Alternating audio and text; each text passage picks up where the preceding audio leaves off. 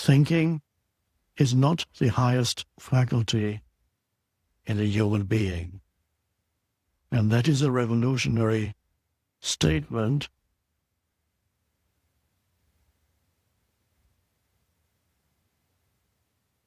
that not many people in the mainstream culture would agree with, because all they know themselves is as thinking entities.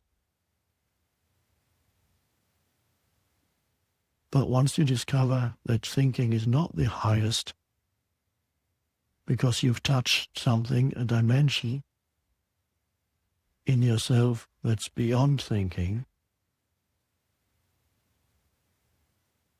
that is an evolutionary leap. Even if you fall back into thinking, for a moment you've leapt like the first fish trying to leap out of the sea, because they say life first developed in the sea, and trying to crawl on land is you stopping thinking. And then it gets too difficult, then the fish runs back, gets back into the sea. But that analogy, of course, we need to forget now, because it's not going to take us several million years, as it took to the fishes before they could start walking on land. If that whole story is true, who knows? It doesn't matter.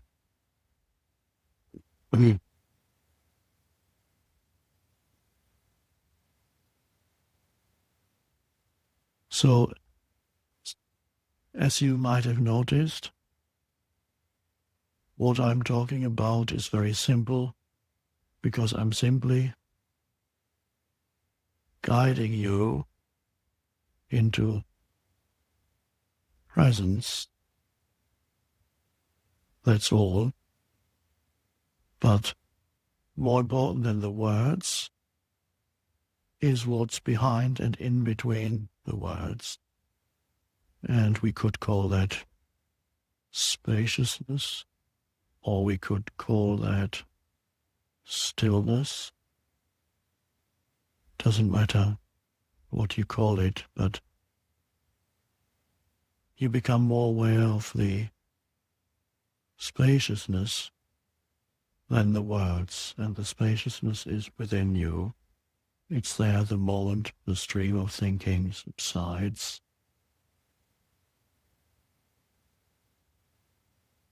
And there's only the presence left.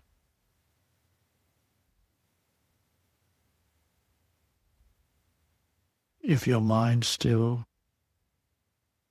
tends to interfere and take you out of presence, allow the body, your body, to participate in the meditation, so that you become present with every cell of the body. Every cell of the body becomes present. Now somebody might say, please explain what you mean by that.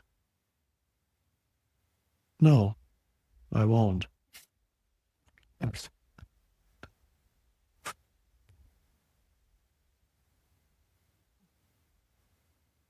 It's too simple for that. Just sense the aliveness in your body. Anywhere where you can feel it first is fine, the hands or the legs or the feet. And then the entire energy field that pervades the body becomes part of presence. And at first it seems that you, the consciousness,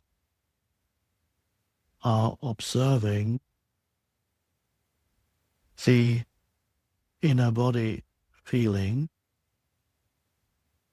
But if you go into it more deeply, you realize that there's no longer a subject-object relationship between you, the presence, and the feeling of the inner body.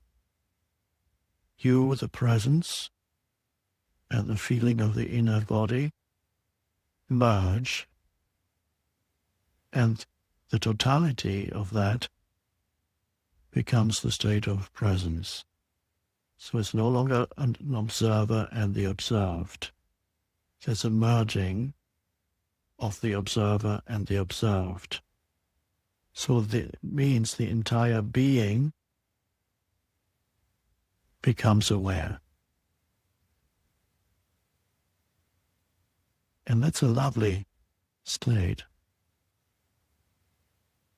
Peaceful, and then it's fairly easy not to drift off into thinking tomorrow's breakfast or next week's problems or last year's disappointments.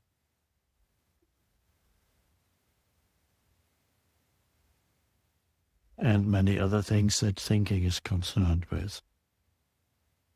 My problematic life.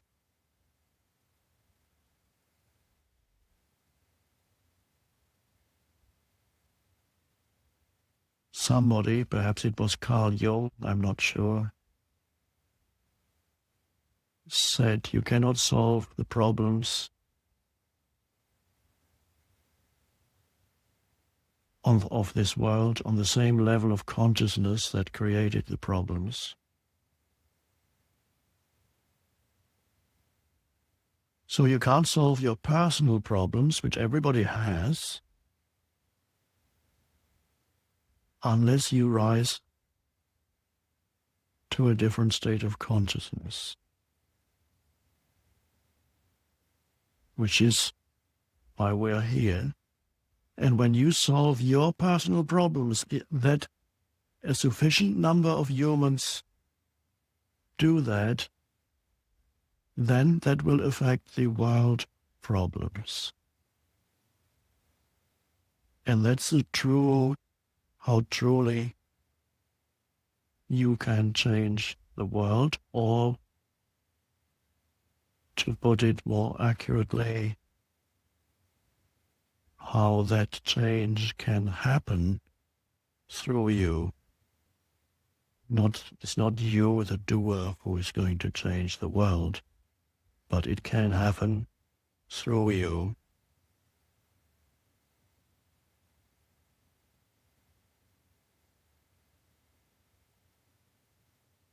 In the meantime, there's nothing wrong. In fact, it's wonderful to alleviate suffering where you see it in this world, where you feel called upon to help in your immediate environment or elsewhere. That's a wonderful thing to do.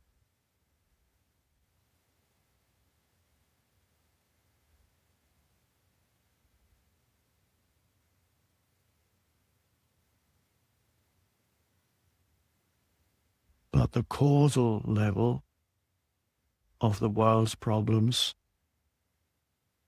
lies in the collective consciousness or unconsciousness of the world. And that is the only place, consciousness, where deep and permanent change can happen, so that eventually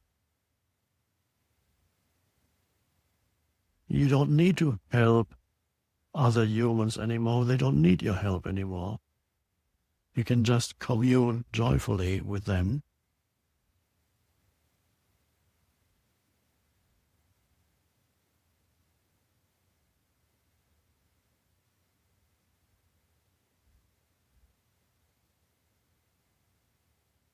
So you deal, of course, with the effects of unconsciousness in this world. There's a lot of suffering, physical and psychological.